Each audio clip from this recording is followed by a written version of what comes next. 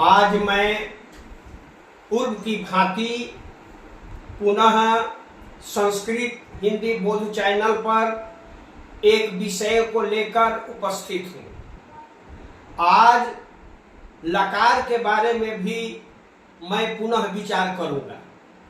अब तक आपको 4 लकारों का ज्ञान दिया जा चुका है। आज मैं विधि लिंग के विषय में आपके समक्ष इसके प्रयोग के बारे में रखूंगा। विधि लिंग का प्रयोग चाहिए अर्थ में होता है। जिस हिंदी के वाक्य में चाहिए क्रिया लगी रहती है तो उसमें विधि लिंग का प्रयोग होता है। तो विधि लिंग को जानने के लिए सूत्र हैं। वे उन सूत्रों को यदि आप धातु के अंत में किसी भी धातु के अंत में यदि जोड़ देते हैं तो वह क्रिया बन जाती है। तो बच्चों को चाहिए कि उन सूत्रों को भी याद कर लें। पठ धातु है या गम धातु है या भू धातु है या पच धातु है या नी धातु है, जो कोई भी धातु उसके अंत में इन प्रत्ययों को जोड़ देने से उसका रूप बन जाता है। ये सूत्र हैं एत एताम एयुः, एह एतम एत, एयम एव एव। विधि लिंग के ये सूत्र है। प्रथम पुरुष में एत एताम एयुः, मध्यम पुरुष में एह एतम एत, उत्तम पुरुष में एयम एव एव। तो पठ धातु के रूप को मैंने लिखा है इस प्रत्ययों को जोड़कर।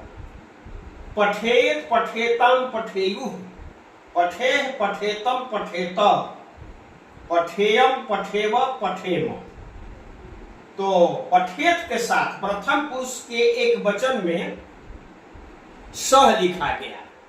सह पठेत, इसका मतलब हुआ उसे पढ़ना चाहिए। तो पठेताम माने उन दोनों को पढ़ना चाहिए। ते पठेयुः, उन लोगों को पढ़ना चाहिए। त्वम पठे, तुम्हें पढ़ना चाहिए। युवाम पठेतम, तुम दोनों को पढ़ना चाहिए। यूयम पठेत, तुम लोगों को पढ़ना चाहिए। अहम पठेयम, मुझे पढ़ना चाहिए। अवाम पठेव, हम दोनों को पढ़ना चाहिए। वयम पठेम, हम लोगों को पढ़ना चाहिए। जो चाहिए अर्थ में मैंने अभी 9 जो क्रियाएं हैं उन क्रियाओं के साथ मैंने प्रयोग आपके समक्ष रखा। अब एक बात यह है कि यह तो सामान्य वाक्य हुआ।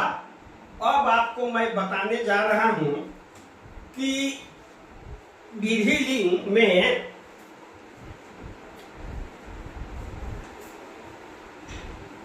और भी कई तरह के वाक्य आ सकते हैं। मान लीजिए वाक्य आ गया किसी की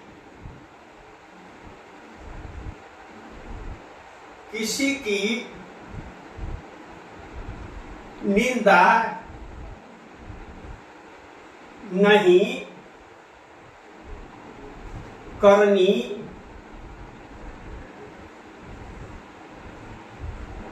चाहिए। किसी की निंदा नहीं करनी चाहिए। तो चाहिए से क्रिया युक्त वाक्य है। तो किसी की, तो किसी की संस्कृत होता है कस्यचित। कस्यचित माने किसी की, कस्यचित निंदा। कौन नहीं करनी चाहिए? तो निंदा। निंदा कर्ता कारक में, इसका हो जाएगा निंदाम। निंदाम न माने नहीं। कस्यचित् निंदाम न कुर्यात्, करनी चाहिए। इक्री धातु का रूप हो गया। कस्यचित् निंदाम न कुर्यात्। इसमें निंदाम जो है मैंने बता दिया करता नहीं है, यह भूल मैं सुधार रहा हूं। निंदाम कर्म कारक में है। कस्यचित् निंदाम न कुर्यात् माने किसी की निंदा नहीं करनी चाहिए, झूठ नहीं बोलना चाहिए। असत्यम न बदेत, असत्यम न बदेत, इसको समझा जाएगा। तो कहने का मतलब ये है कि चाहिए क्रिया से युक्त वाक्य जब आएंगे तो विधि लिंग की जो क्रियाएं हैं उन्हीं क्रियाओं के आधार पर हम अनुवाद बनाते हैं। एक इसके साथ दूसरा भी नियम है। मैंने ऐसे 9 क्रियाओं का उदाहरण मैं दे चुका हूं। इसके लिए चाहिए में तबियत, अनियर, प्रत्यय का प्रयोग होता है। चाहिए अर्थ में तबियत और अनियर प्रत्यय का भी प्रयोग होता है। यह कृत्य प्रत्यय के अंतर्गत आता है, कृदंत के अंतर्गत। तो कृत्य प्रत्यय के अंतर्गत नहीं आता है, तबियत और अनियर। तो तबियत का जो है प्रयोग जो है कर्मवाच्य और भाववाच्य में होता है, और अनियर का भी प्रयोग कर्मवाच्य और भाववाच्य में होता है, कर्तृवाच्य में नहीं होता है। तबियत का बचता है तव्य, अनियर का बचता है अनिय। ये 2 बचता है। तो जानना होगा कि जिस क्रिया के अंत में चाहिए लगा हो तो अनुवाद बनाने के लिए तबियत और अनियर प्रत्यय का प्रयोग होता है। कर्ता में तृतीया विभक्ति का रूप लिखते हैं, कर्म में प्रथमा विभक्ति का रूप लिखते हैं, और क्रिया कर्म के अनुसार होती है। तो तव्य अनियर तो धातु के अंत में होता है, कर्तृवाच्य में नहीं, कर्म और भाववाच्य में। जैसे मान लीजिए कि यहाँ पठ धातु है, तो पठ धातु में हम तबियत जोड़ देंगे तो हो जाएगा पठितव्य, पठितव्य बन गया। इसका अर्थ हो गया पढ़ना चाहिए, पढ़ना चाहिए हो गया। पठ में यदि हम अनियर प्रत्यय जोड़ देते हैं, अनियर, तो ये हो जाएगा पठनीय। भू मान लीजिए भू धातु है, भू में तबियत यदि जोड़ देते हैं तो हो गया भवनीय। भू में यदि हम अनियर प्रत्यय जोड़ देते हैं तो होता है भवनीय।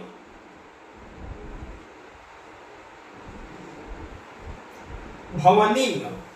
इसके बाद और धातु भी बहुत से हैं, उन धातुओं में जोड़ा जाएगा। तो जैसे है आपको नी धातु, तो नी धातु में तबियत हो गया तो हो गया नयनीय। नयनी नहीं, नयनीय नहीं, नेतव्य, नेतव्य। और नी धातु से अनियर होगा तो हो जाएगा नयनीय, नयनीय। नयनीय, नयनीय, नयनीय बन गया। तो मतलब है कि तबियत और अनियर का प्रयोग भी होता है, थोड़ा कठिन तो अवश्य लगता है। जैसे मान लीजिए कोई वाक्य आता है इससे संबंधित,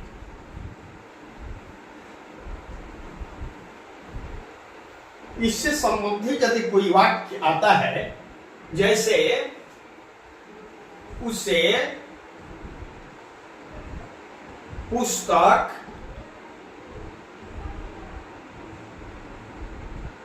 पढ़नी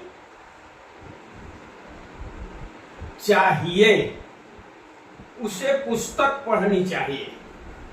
तो हम जब तबियत से बनाएंगे तो तेन, तृतीया का रूप सह तौते तम तौतान तेन, तृतीया का रूप हो गया एक वचन, तेन पुस्तकम, पुस्तकम, पुस्तकम यह कर्म है लेकिन इसमें प्रथमा का रूप है, पढ़नी चाहिए, पठितव्यम, और पुस्तकम के अनुसार पठितव्यम हो गया। मान लीजिए कि मुझे गीता पढ़नी चाहिए, मुझे गीता पढ़नी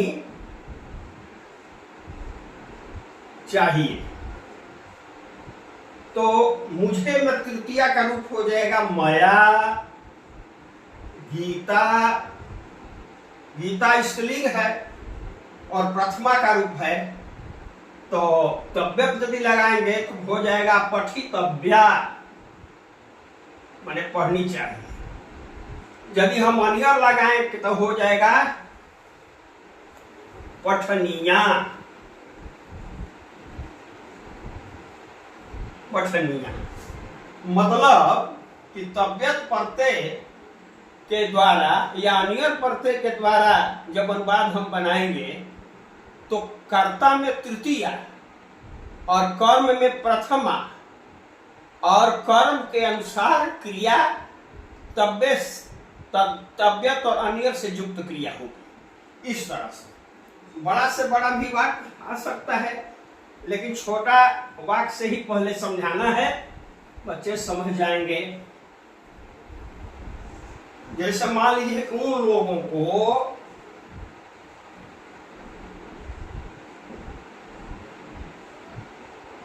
उन लोगों को वहां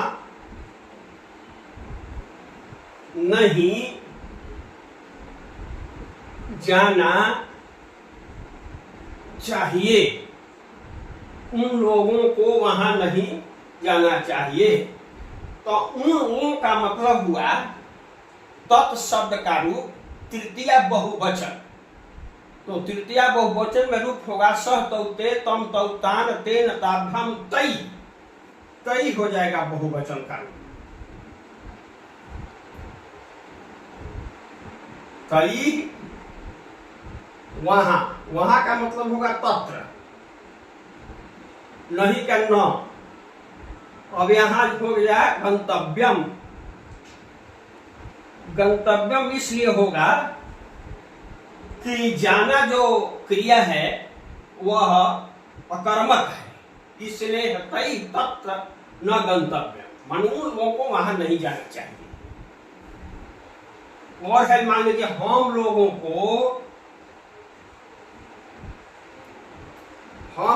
को रोटी खानी चाहिए, तो हम लोगों का यहां आ गया। तो अस्मद शब्द के तृतीया विभक्ति के बहुवचन रूप लिखेंगे, अहम आवाम वयम, मां ममाम अस्मान, मया आवाभ्यम अस्माभिः। हम लोगों को रोटी खानी चाहिए, एक वाक्य हो गया। तो अस्माभिः माने अस्मद शब्द के तृतीया बहुवचन का रूप होगा। अहम अवाम वयम मामवम अस्मान मया आभ्याम अस्माभि। अस्माभि रोटिका, रोटिका जो है सो प्रथमा एक वचन का रूप हो गया। खानी चाहिए, तबियत प्रत्यय लगाना हो तो हो जाएगा खादितव्या, खादितव्या हो गया। क्योंकि रोटिका स्त्रीलिंग है तो खादितव्या हो गया। तव्यत और अनियत प्रत्यय से जो रूप बनते हैं तो पुल्लिंग में बालक के समान, स्त्रीलिंग में लता के समान और नपुंसक में फल के समान रूप चलते हैं। आज बच्चों को इतना ही रहेगा। मैं चाहूंगा कि आप इस चैनल को सब्सक्राइब करेंगे, शेयर करेंगे और आप ज्यादा से ज्यादा लोगों तक यह भाषा पहुंच सके। बहुत बहुत धन्यवाद।